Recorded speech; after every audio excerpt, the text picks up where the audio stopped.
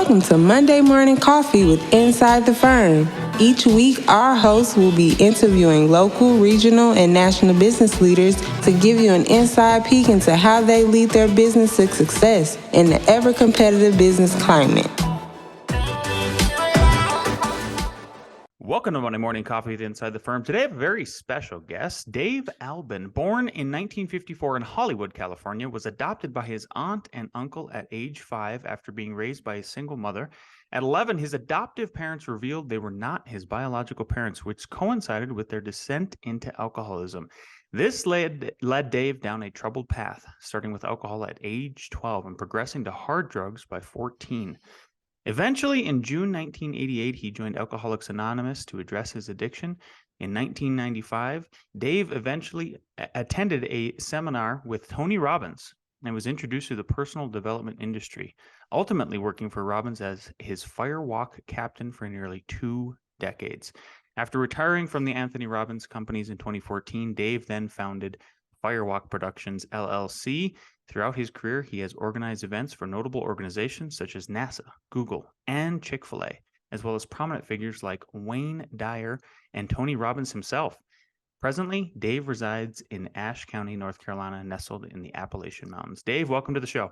Hey, thanks, Lance. Well, that was a mouthful, man. Yeah, well, you have a heck of a history.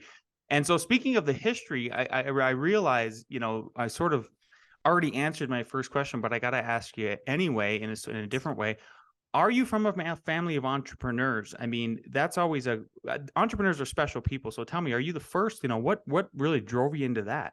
Yeah, I'm the first. My dad was military. The father that raised me was military, so he was an officer, and so he did not step outside the box at all.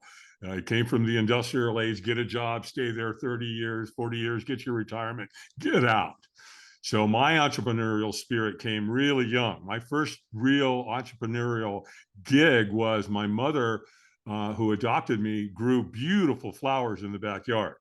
And so she would help arrange those for me. She would cut them, put the colors together, match them beautifully, put a rubber band around them, cut the ends at an angle, put them in a bucket, put a little bit of 7-Up into the water. This was the secret.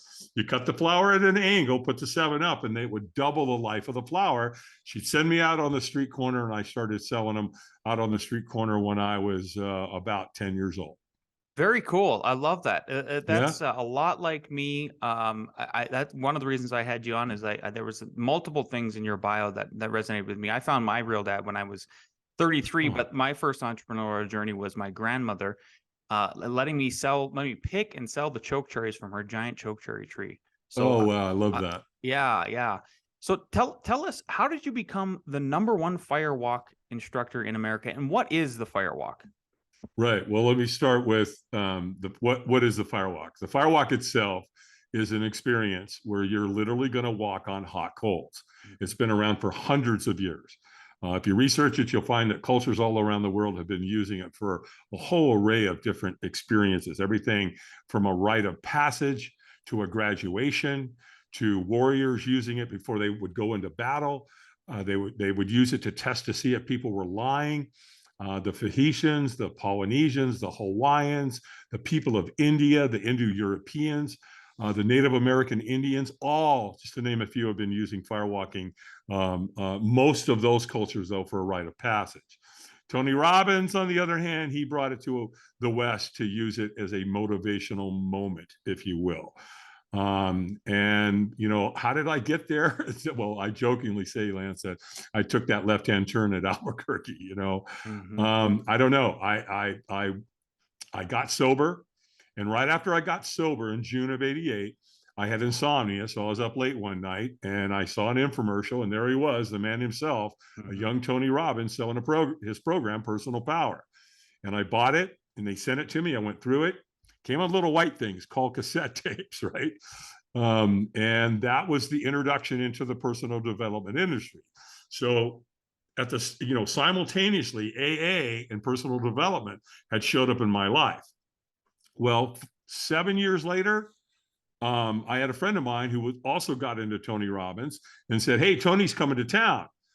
Let's go see him." And I agreed. And next thing I know, I'm in a Tony Robbins seminar where there's a firewalk. And I resisted it. I'm like, nope, we're not doing that. I want to go see Tony. I'm good with that, but I am not going to be doing this firewalk. And so, you get to an event like that, it's 3,500 people. And Tony, he's on stage for 10 hours and prepares you for this firewalk. And then the next thing you know, it's midnight. And all of a sudden, Tony goes, take your shoes off. Mm-hmm. And I'm like, oh, no, I'm not falling for that one. Yeah. But if you don't, right, you got 3,500 people, they're all taking your shoes off. Sure. So I took my shoes off, got out there and got a little help from one of Tony's people. And he got me across that firewalk that night. And without a shadow of a doubt, I can say that it was one of the most exhilarating moments I'd ever experienced, along with being with 3,500 people who were all feeling and experiencing the same thing. Well, where it got really interesting for me, Lance, was the next day. Because it was a 4-day event, and Tony does the firewalk on day 1 that evening. And the next day, it's day 2. And so we're all standing in the foyer. We're getting ready to go into the venue. And I've never seen or witnessed anything like it in my life. To this day, I've never seen anything like it unless you go to a Tony Robbins seminar. Because that next day, people's, their belief system and their self-worth and their self-confidence and their self-belief had been elevated at such a high level that you just sat back and wondered. Because people were laughing and they were talking and communicating. People were crying. They were sharing their experience of the night before. So they were communicating humanistically unlike anything I'd ever seen or experienced. I mean, even beyond camaraderie, like in the military or, if you play sports, those kinds of things, firefighters, you know what I mean? And police officers, how they get along in terms of that connectivity. But I'd never seen anything like this in my life. So I was all in at that point. And what happened is one of Tony's trainers, I was talking to him about, it must be really cool to be in this environment on a regular basis. He goes, yeah, absolutely. Of course it is. And he said, you see all these people over here wearing these black and pink shirts? And I said, yeah. He said, those are volunteers.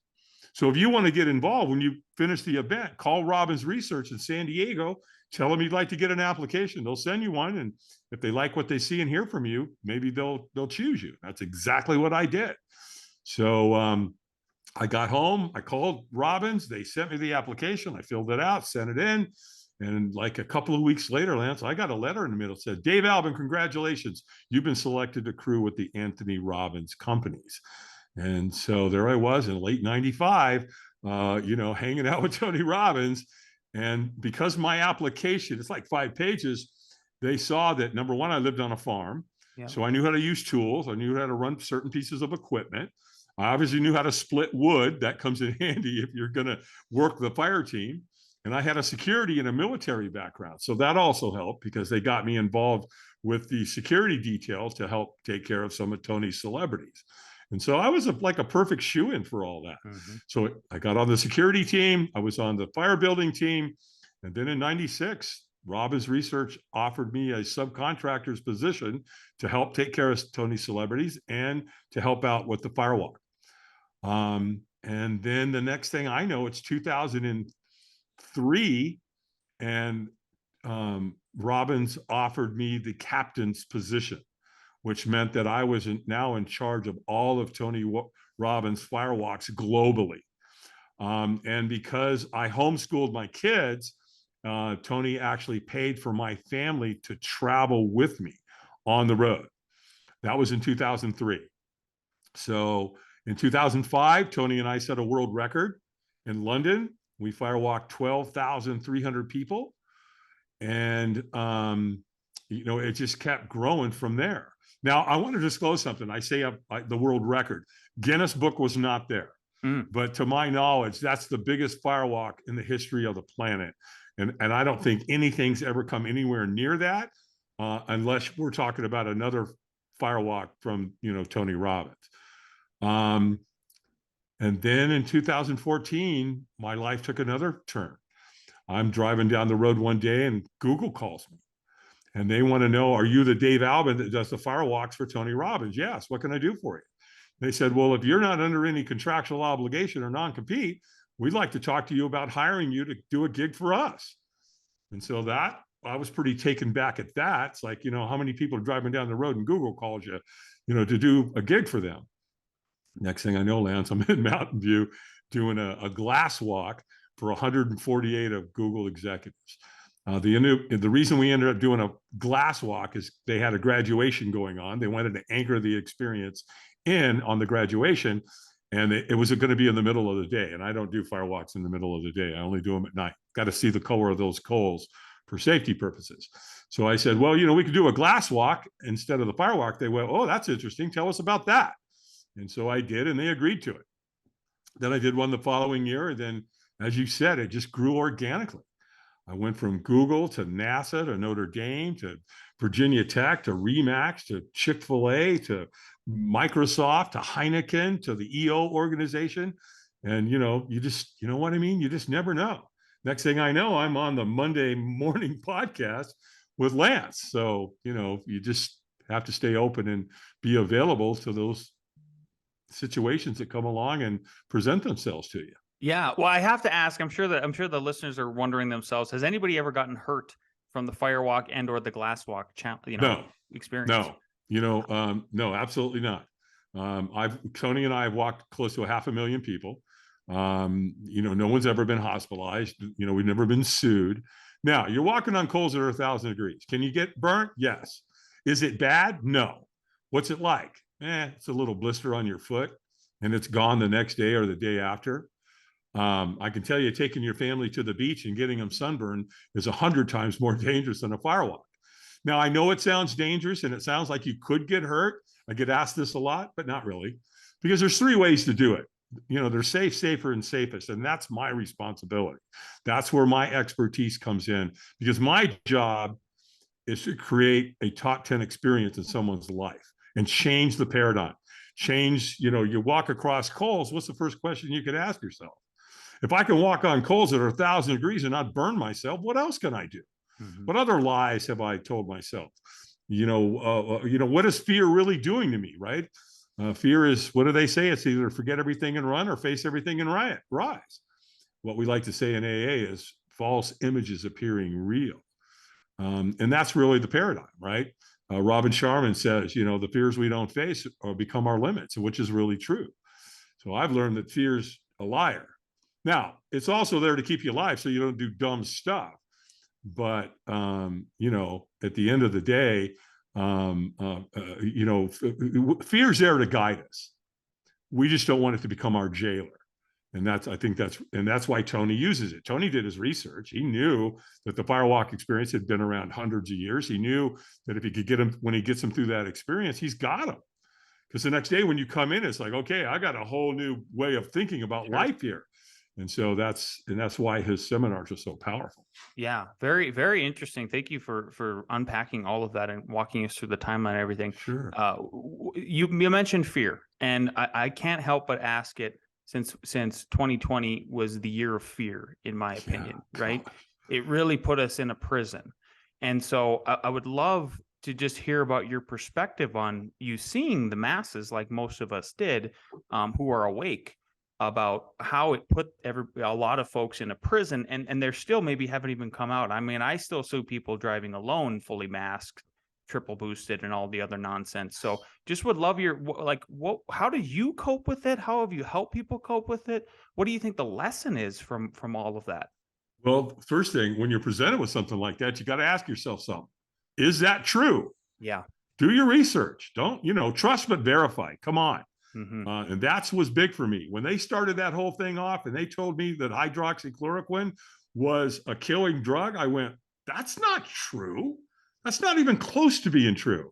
Because anyone that's ever gone to a country where there's malaria, guess what they give you? Hydroxychloroquine. Right. And if you research it, there's never been a death. Not one. Millions and millions and millions of doses. And that drug's been around for 60 years? Mm-hmm. And yet, so why are they telling you that? You gotta step outside this political idea, right? And ask yourself, is that true? So when I realized that wasn't true, I'm like, so how much of this else isn't true? And so for me, it was kind of easy.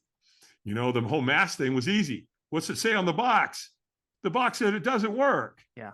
So what are you going to do? You're going to believe, you got to, again, it's funny, we were all doing the same thing. We're walking around the grocery store, people wearing masks. I didn't, by the way. I'm just going to go on record saying that.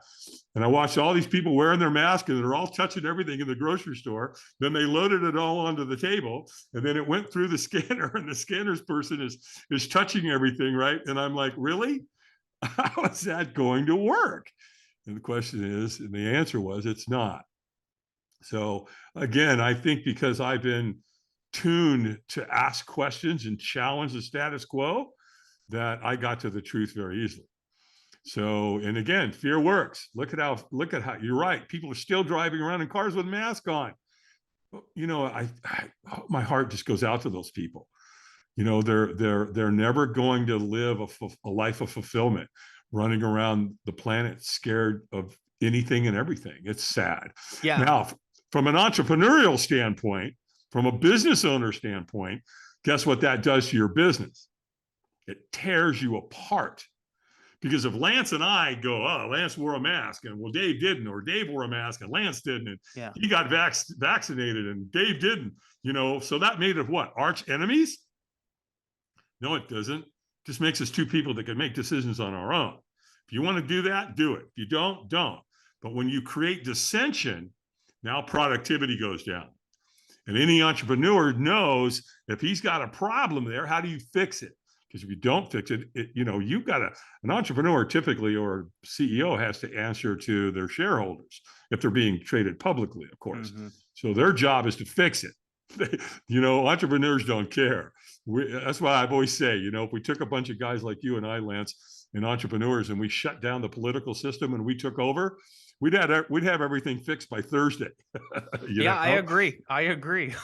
Right? We don't have time for the bull crap. We are about efficiency, moving forward, and ultimately serving people through products and services. I think that's in the world we live in today, where the capitalist, the entrepreneur, the real estate investor, they're all looked at as evil people. It's like, no, these are the people we should be venerating and lifting up and praising, because they make society happen. They make society work every day. Absolutely. And that's why, the political system doesn't work. It's never going to work. How can it? How can those guys hate those guys and those guys hate those guys? And that's that's the model we're going to live by? Nah, I don't think so. And, again, you have to be brutally honest with yourself. You have to question, you have to ask hard questions and get to the core of the answers. And if you do, and I think a lot of people are starting to wake up to that, because the lies were so wide and deep, that they're finally starting to wake up on both sides of the aisle. They go, well, that's not true. That's not true. And that's not true. So why am I listening to them? Why am I trusting them? Why am I putting my family's best interest and their future into the hands of these people that have been lying to us? So again, back to entrepreneurs and CEOs, what do they do? Because they have a huge responsibility, to keep morale up. And so how do you fix it? Well, the fire will fix it for you. The fire doesn't care, right? Mm-hmm. The Firewalk doesn't care what you believe, other than the intention and the energy that you bring to that Firewalk.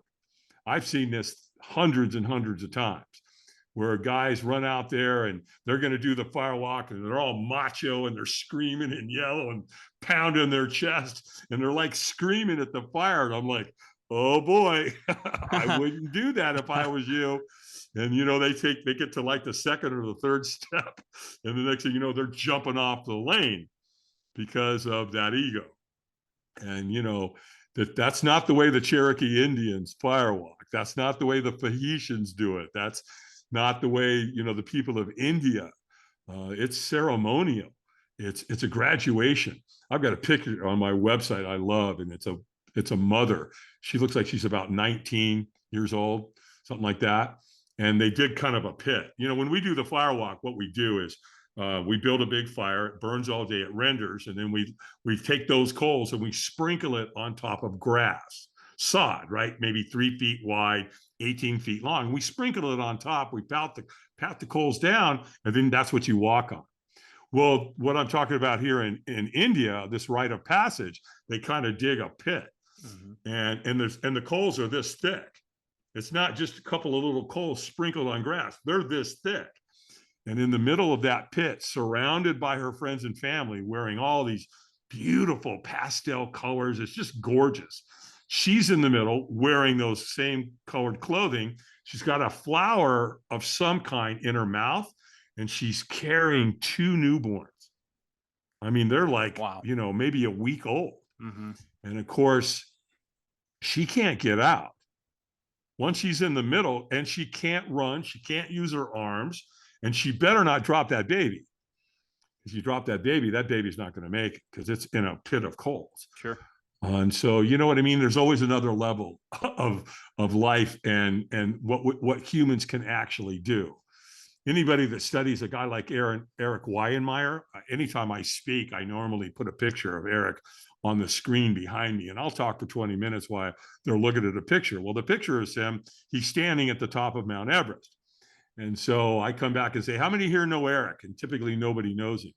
And I'll say, well, let me tell you something about this man. He's climbed the 7 highest mountains on this planet, 7 continents, 7 highest mountains.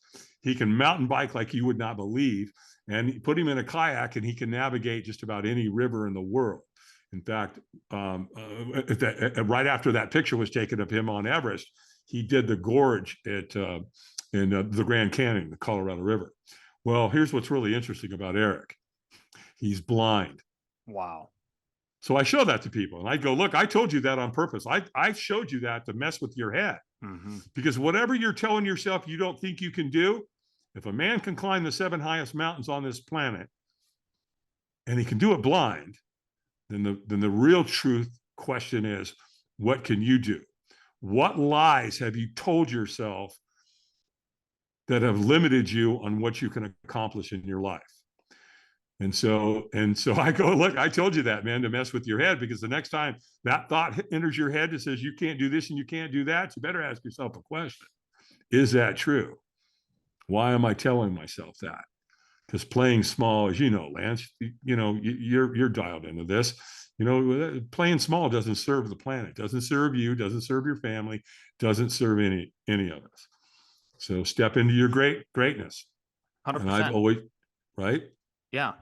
Yeah. So I want to go back to just 2 more things here. You've got so much to share, and we really appreciate your time here. So you've been clean of drugs and sober for 35 years. What exactly happened to help you reach out? And then a lot of folks also find God in AA.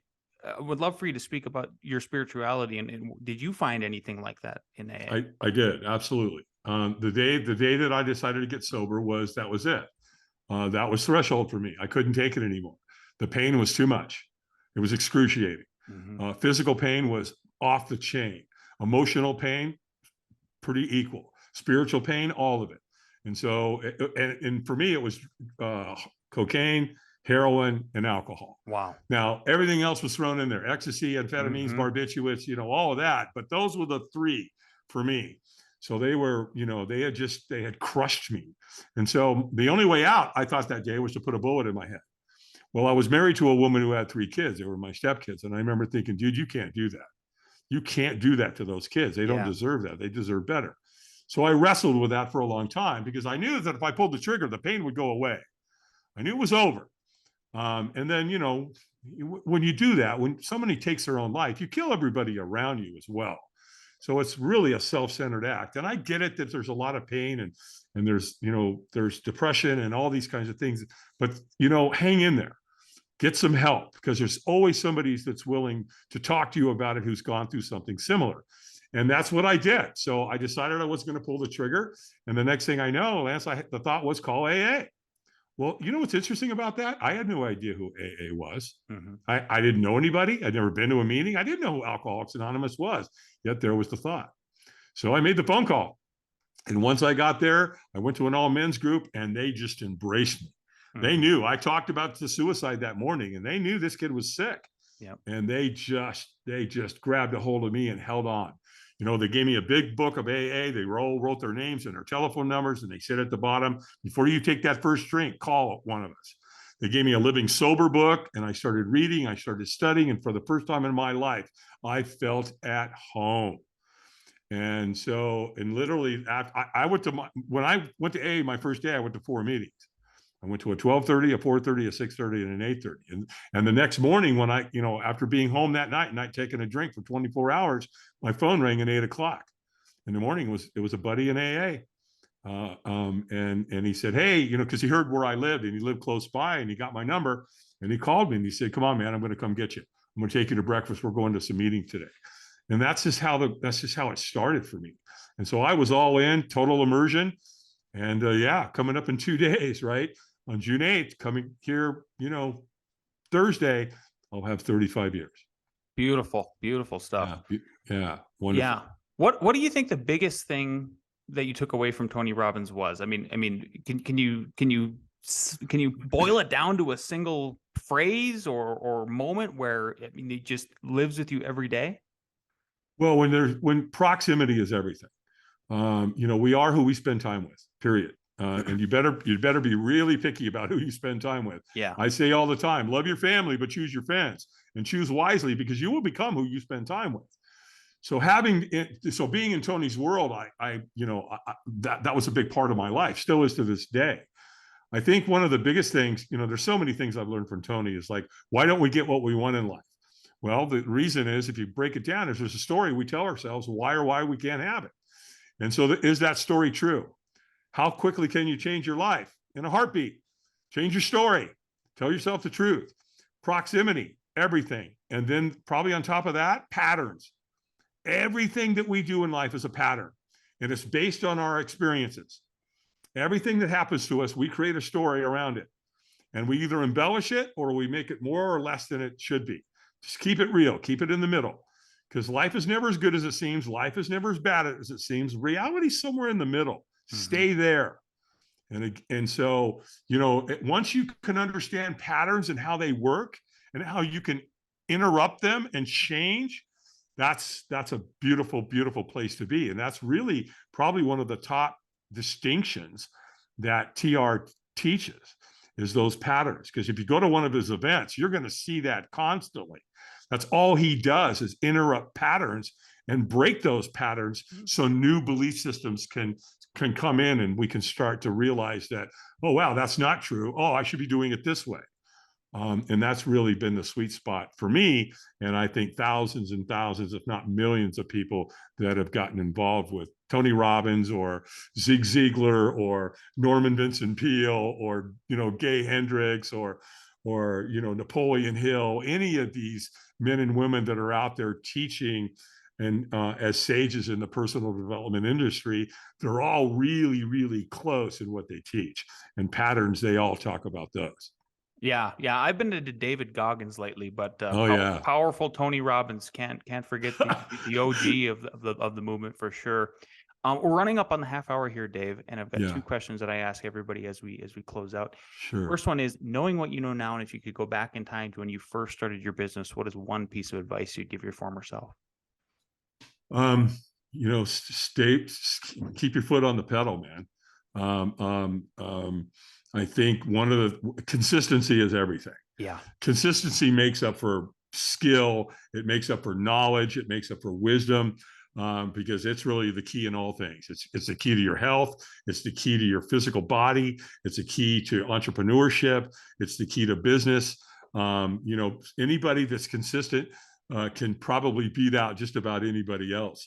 It's like Goggins. Look at him. He's just as consistent as all get out, right? I love that story when he was out there running and he was told that he wasn't going to be able to do certain things or finish that run. And he was out there talking to himself. And they go, who's he talking to? And they go, there's nobody out here. It's just him. And he was just, he's just yakking it up, man, to, you don't know me. I'm going to, it's just like, I just love that. I love that fortitude. I think the other part to that, is stop looking for heroes and just be one. Your family, really, really depends on that. Powerful stuff, Dave. If people want to get in touch with you, if they want to follow you, if they want to try a Firewalk and Firewalk Adventures, where can they find and follow you? Firewalkadventures.com. At the suggestion of one of my really well-known friends, mentors, pretty famous guy, he told me, he said, Albie, hey man, you need to start leveraging yourself. So create the Dave Albin Firewalk Academy. He said, because there's a lot of people out there that will come to you, you teach them what you know, and they can go back in their respective businesses and do it on their own. You know, you've got life coaches, you've got mentors, you got a whole, you know, you got CEOs, you got companies, HR will send. So we've got the Academy coming up in October, and we do it up here in the Appalachian Mountains where I live. It's a spectacular place. I'm going to rock your world. So if you go to firewalkadventures.com, in the top left corner, it says the Dave Albin Firewalk Academy. You can click on that, watch the videos. If it resonates with you, we'll set up a discovery call. I will coach you appropriately. If I don't think it's for you, I'm going to tell you.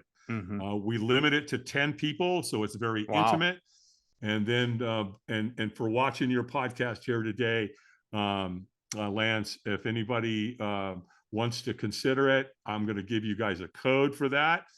For watching Lance's podcast, it's 6828, and we'll give you a really nice discount for watching Lance's podcast today. Beautiful. Dave, thanks so much for your time today. We really appreciate your insight. We wish you and Firewalk Adventures nothing but the best. Thanks again for being a guest on the show. Thanks, my friend. We'll talk later.